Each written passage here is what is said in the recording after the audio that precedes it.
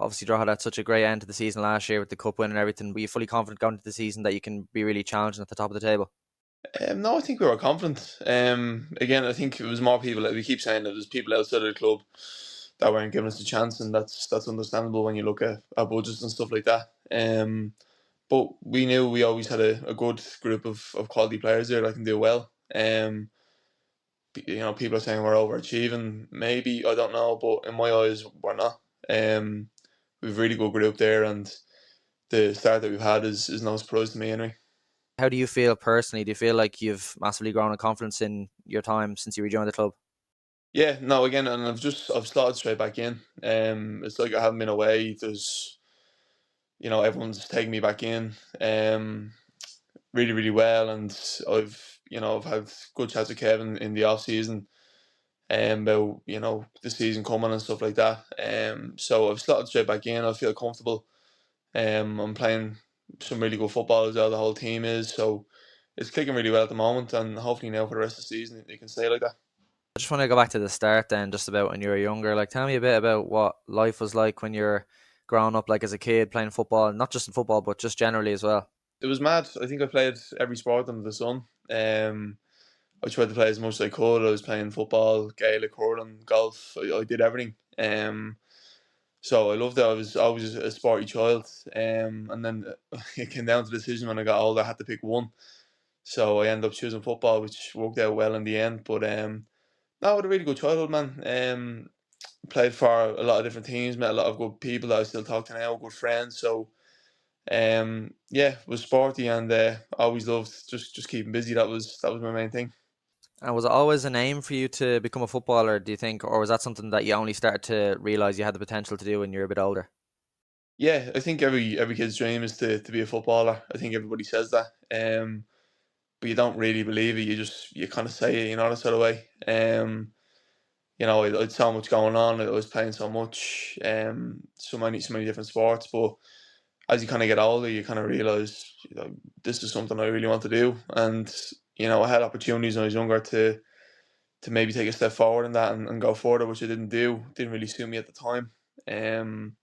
But when I got into sort of me late teens, early 20s, I just thought to myself, this is what I want to do. I knuckled down, and yeah, it's paid off so far.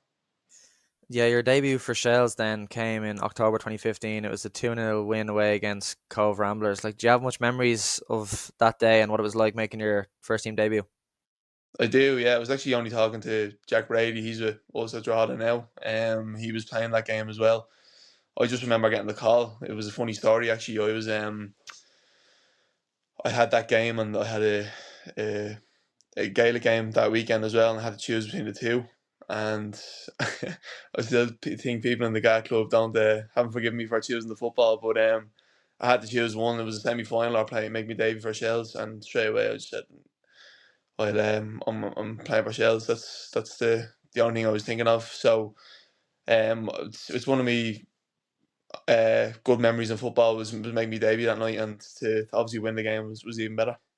Like, you grew up obviously a football family. Like, Josh has done so well at Spurs, Leighton Orient, and now he's been called up to the Irish team. Like, what was your like life in the house like growing up? Like, was it a very sporty family? Like, where your family kind of pushing you both to go on and pursue things in sports? Yeah, no, they were always were. Between me and Josh, always pushing each other. Josh was obviously a lot younger than me, so I was kind of the head figure to him in a way. You know what I mean? He could kind of bounce off me, and I could bounce off him. But my mum and dad were always so supportive of the two of us. There was times where I was younger and I wasn't really enjoying football. It was, you know, wasn't sure what I wanted to do, and was nearly brought to tears at times. And they always kept me like pushing me on to stick with football, and I'll always thank them for that, because I could have easily gone elsewhere if they hadn't have done that. That sort of way. But no, it was a real sporty family, and again, it was nice to have Josh there in sports to bounce off each other and to push each other on as well. It must be so rewarding now, though, for your parents, like to look and just think, that you've both ended up, obviously Josh is playing for Leighton Orient doing so well and getting called up to the Irish team. You're played for St. Pat's and now you're back in Drogheda, like doing so well. Like, do you think that's a testament to them and their kind of work with you both growing up? Yeah, no, 100% it is. you know, and it wasn't, my dad had to walk away for, I think it was 4 years when we were younger as well, so he wasn't really in the house. So my mum was bringing me to AOL, bringing Josh to Kevin's on the same night, bouncing between two places, bringing us to training. And she wasn't really getting much of a much of a break. She'd be coming in straight from work, making us dinner, straight to training, wouldn't get home until 10 o'clock, and then doing the same thing probably the next night, you know, that sort of way. So it wasn't easy for her. It wasn't even my dad being away, but unfortunately that's what had to happen. Times were tough. There was very few jobs here, so no, I'm delighted for them um, that you know that we're rewarding them with where we are now. In particular, Josh as well. Josh is absolutely flying it, and you know we all couldn't be more proud of him. But I'm happy for my mum and dad that for all their sacrifices, it's starting to pay off now. In the years coming now as well. And just with Josh as well, like what was that like the other day getting the news that he was called up to the Irish senior team? Like he must have felt unbelievably proud of him. Yeah, I was training at the time. I didn't know until about 1 o'clock. I come in and I checked my phone, and I had a few people texting me. But it's an unbelievable achievement. But again, I'm not surprised. Adam, he has the work ethic that I never had at that age. I keep saying it to people. he there's never a day off of him, and I always give out to him saying you're probably doing it too much. But in his head, he has to do that, and he's been working his socks off the last couple of years since he went to Spurs. And he fully deserves everything. Ability aside, his work ethic alone has I think that Ireland call up um is justified with the work that he puts in every day. And just going back to your kind of football journey, like, you know, you've played for a couple of teams, like you joined Cabinteely then, you spent a couple of years there, you were at Ballymena. What was that kind of like those couple of years for you? Yeah, no, it was good. It was good. Again, it was. That's what I'm saying about with Josh's work ethic. I never had that mindset at that age. In between 19, 20, 21, I was in college. I wasn't really taking my football serious. Was kind of seen as a bit of a part time thing. I had two other jobs aside that just to keep myself going. But I really enjoyed it. I think I had 4 years at Cabinteely, played a lot of games. I think it was 80, 90 games in senior football, which was brilliant. And then it kind of came to the stage where I didn't know what to do. There was a few forces and clubs that were ringing me saying, "Look, we'd love to sign you," but I was thinking I just wanted something different, and I hadn't done enough myself to merit a Premier Division move at the time. So I got the call from Ballymena up north, and I went up to meet Dave Jeffries and Brian McLaughlin, the assistant manager. And when I spoke to them, I said, "This could be for me. I think this could be a good fit. Just something different. Get out of sort of the little bubble that I was in. I was kind of in a comfort zone in a way as well." Um, so I went up there and had 2 brilliant years. I couldn't have asked for anything more from them or the club. And I really really enjoyed it.